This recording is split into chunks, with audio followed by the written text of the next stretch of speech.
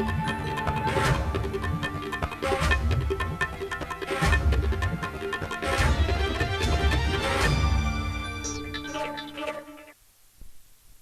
करके लोगों ने संक्रमण को नियंत्रण में रखा है और मेरी पूरी ऐसी मेरी आशा है और आपसे अपेक्षा है, आपसे अनुरोध है कि हम और आप मिलकर के इस संवाद को, इस संदेश को हम जन जन तक पहुंचाएं और लोग इन तीन तरीके हैं इनको अपना करके संक्रमण की श्रृंखला को तोड़ें, संक्रमण को नियंत्रित रखें और प्रदेश में संक्रमण जो है इसको बिल्कुल ही हम खात्मे की ओर ले जाएं। अब मैं अनुरोध करूंगा अपर मुख्य सचिव गृह से।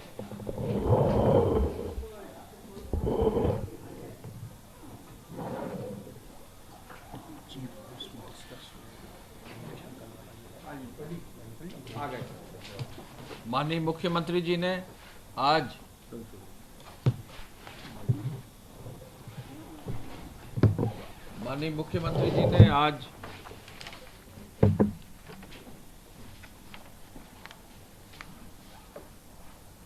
टीम 11 की बैठक की। टीम 11 की बैठक के क्रम में आज महत्वपूर्ण निर्णय लिए गए हैं। कैबिनेट में माननीय मुख्यमंत्री जी ने श्रमिक और कामगारों के लिए जो एक कार्य योजना बनाने का एक निर्देश भी दिया था, उस पर भी आज चर्चा हुई और आज कैबिनेट में मुख्यमंत्री जी की अध्यक्षता में कामगार और श्रमिक सेवायोजन एवं रोजगार आयोग का गठन हुआ। आप सबको विदित है कि इस आयोग के गठन में प्रदेश सरकार ने ये निर्धारित किया है कि कामगारों एवं श्रमिकों के लिए सेवायोजन और रोजगार सृजन स्थापित प्रक्रिया का क्रियान्वयन, सतत अनुश्रवण व मूल्यांकन करना है। प्रदेश के कामगारों और श्रमिकों के लिए केंद्र सरकार और राज्य सरकार की योजनाओं से उनको जोड़ना है। प्रदेश की योजनाएं राष्ट्रीय आजीविका मिशन, विश्वकर्मा श्रम सम्मान, एक जिला एक उत्पाद, माटी कला बोर्ड, खादी एवं कुटीर उद्योग, खाद्य प्रसंस्करण, फार्मर प्रोड्यूसर ऑर्गेनाइजेशन और मनरेगा जैसे विभिन्न योजनाओं में उनको जोड़ने का है। उनकी स्किल्स को आइडेंटिफाई करके उनको अपग्रेड करके स्किल सेट को आगे बढ़ाने का है। उनके बारे में फील्ड स्तर पर डेटा इकट्ठा करने का है। क्या स्किल्स उनके लिए परोक्ष और प्रत्यक्ष रूप से सृजित किए जाएंगे, क्या रोजगार उनके लिए संभव होगा, सेवा योजन के पोर्टल से उसको आगे बढ़ाने का है। गैर सरकारी क्षेत्र यथा उद्योग, सेवा क्षेत्र और प्राथमिक क्षेत्र में भी स्किल डेटा बैंक का उपयोग कर युक्त उसकी जो है उपयोग करने की बात भी है। प्रशिक्षण कार्यक्रम आयोजित करने के लिए कौशल विकास का ये भी निर्णय लिया गया है और उद्योग में प्रशिक्षित करने के अवसरों के लिए अप्रेंटिसशिप को भी, ऑन द जॉब प्रशिक्षण को भी आगे बढ़ाने का निर्देश है। ये एक बहुत ही महत्वपूर्ण निर्णय है। जो आयोग है वो मुख्यमंत्री जी की अध्यक्षता में गठित है और इसमें श्रम मंत्री जी, माननीय औद्योगिक विकास मंत्री जी एवं माननीय सूक्ष्म लघु एवं मध्यम उद्योग एवं निर्यात प्रोत्साहन विभाग के माननीय मंत्री जी इसके उपाध्यक्ष होंगे। ये एक बड़ा कार्य हुआ है। साथ ही साथ आज गृह विभाग के माध्यम से कैबिनेट में ये निर्णय लिया गया है कि जो उत्तर प्रदेश के मूल निवासी हैं, केंद्रीय अर्धसैनिक बल में, सेना में, थल सेना में, वायु सेना में, जल यानी नौसेना में, तो इन सभी जो भी अर्धसैनिक बल हैं, अभी तक प्रदेश सरकार उनके शहीद होने पर, उनके ऑन द जॉब, उनकी मृत्यु होने पर 25 लाख रुपए की धनराशि दी जाती थी। आज कैबिनेट में माननीय मुख्यमंत्री जी की अध्यक्षता में यह निर्णय लिया गया है कि जो भी शहीद होगा हमारे प्रदेश का, किसी भी बल का होगा, तो उसे उसके परिवार में कुल 50 लाख रुपए की धनराशि दी जाएगी, जिसमें से 35 लाख रुपए की धनराशि उनकी पत्नी और उनके बच्चों को दी जाएगी और 15 लाख रुपए की धनराशि उनके जो माता पिता हैं, जो भी सर्वाइविंग मेंबर्स होंगे, उनके लिए दिया जाएगा। ये बहुत ही महत्वपूर्ण निर्णय है और इसे 1 अप्रैल 2020 से लागू कर दिया है। आपको मालूम है कि शहीद कर्नल शर्मा साहब का जो है मुठभेड़ में जम्मू कश्मीर में उनको जो है वो शहीद हुए थे और सर्वप्रथम उनके परिवार में 50 लाख की दर से सहायता दी जा चुकी है और उसी क्रम में अब ये नीति प्रदेश के लिए लागू कैबिनेट में माननीय मुख्यमंत्री जी की अध्यक्षता में की गई है। आज माननीय मुख्यमंत्री जी की अध्यक्षता में यह निर्णय लिया गया है कि लगातार प्रतिदिन जिलाधिकारियों से समीक्षा करके अस्पतालों का भ्रमण उनके स्वयं के द्वारा किया जाए। स्वास्थ्य विभाग के नोडल अधिकारियों से डिटेल्स लेकर जो अभी चिकित्सालयों का निरीक्षण किया है उन पर भी फॉलोअप किया जाए।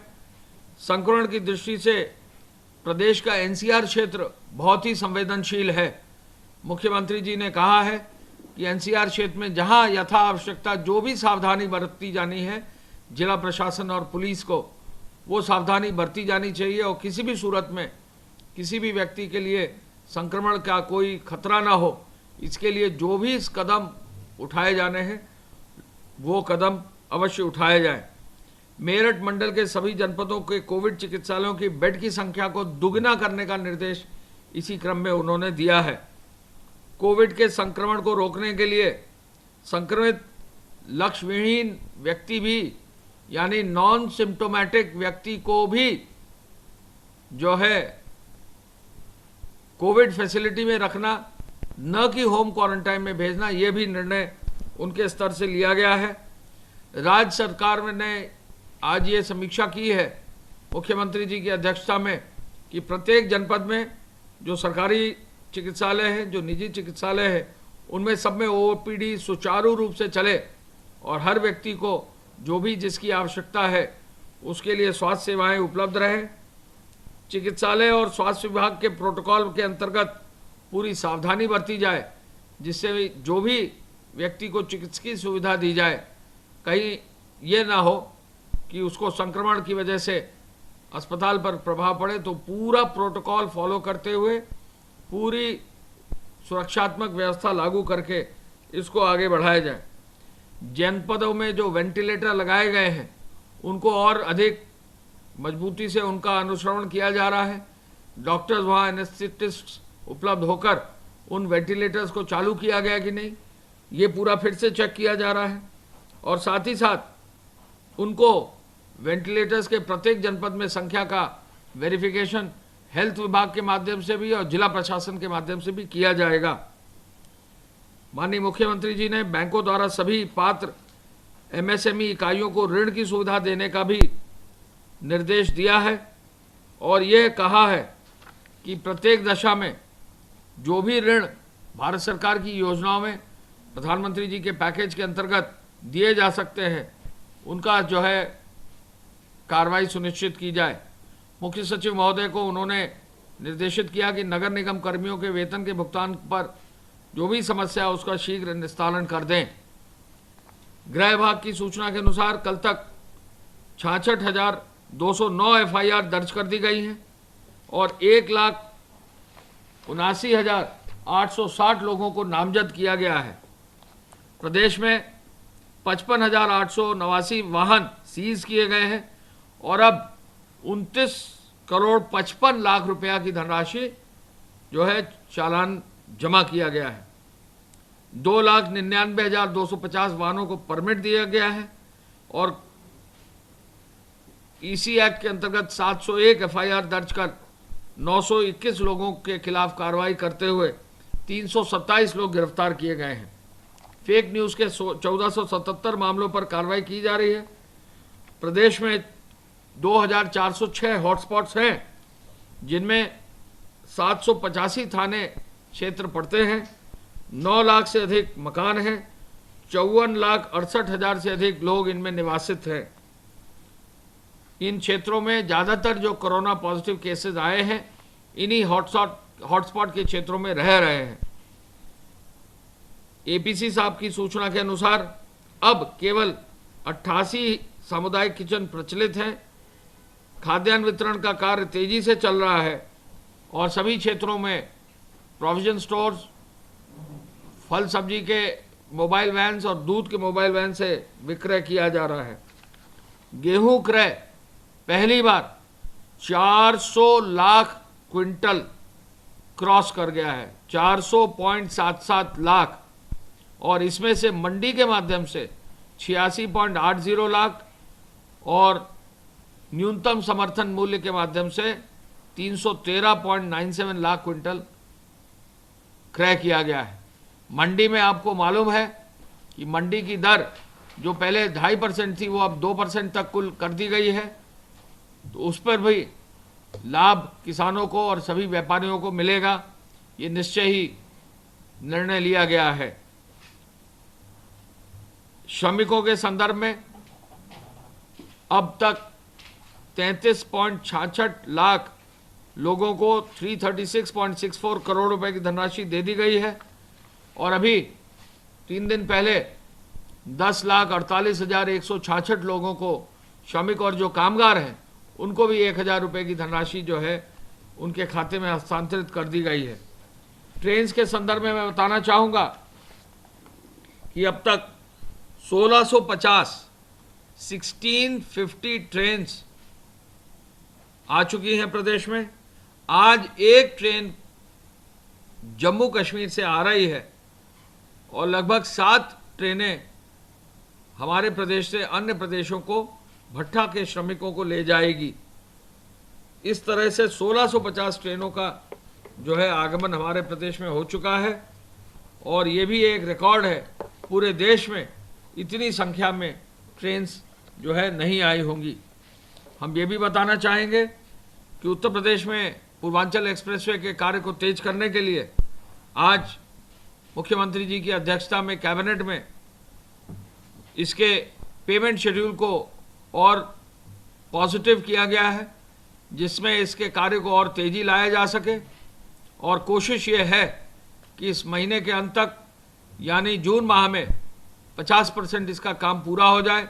जो लॉकडाउन की अवधि में लगभग महीने 1.5 महीने का कार्य पर प्रभाव पड़ा है, उसको हम लोग मेकअप कर सकें, और जो हमारे कॉन्ट्रैक्टर्स हैं उनको NHAI की तर्ज पर हम बेनिफिट्स दे सकें। इसके अलावा गोरखपुर लिंक एक्सप्रेसवे में भी एक महत्वपूर्ण निर्णय लिया गया है। गोरखपुर से सरयू नदी तक का जो पहला पैकेज था, उस कार्य को पहले ही शुरू कर दिया गया था। अब दूसरे पैकेज का कार्य जो है जल्दी ही शुरू करके सरयू नदी से आजमगढ़ तक के स्ट्रेच को भी जल्दी काम शुरू किया जाएगा। ये आज निर्णय लिया गया है। सभी एक्सप्रेसवेज पर कुल अब 10,000 से अधिक श्रमिक व कामगार काम कर रहे हैं, और आगे भी कोशिश की जा रही है कि जहां भी श्रमिक और कामगार मिलेंगे, जो कमी अभी रह गई है वो लौटे हुए श्रमिक और कामगारों से पूरा कराया जा सके। धन्यवाद। जय हिंद।